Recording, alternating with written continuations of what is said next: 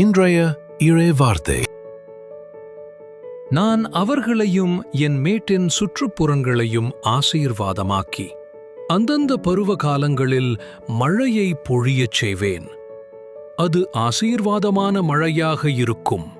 எசேக்கியேல் அதிகாரம் 34 வசனம் 26. I will make them and the region around my hill a blessing, and I will send down the showers in their season. They shall be showers of blessing. Ezekiel chapter 34, words 26. உன் வாழ்க்கையில் நீ காத்துக் கொண்டிருக்கிற ஆசீர்வாதம் தாமதமாக இருந்தாலும் அது வீணாகாது.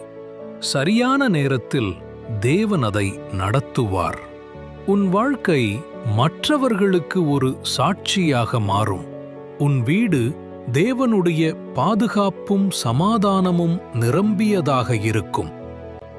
தினம்தோறும் இறைவனிடம் இணைந்திருக்க லைக் அண்ட் சப்ஸ்கிரைப்.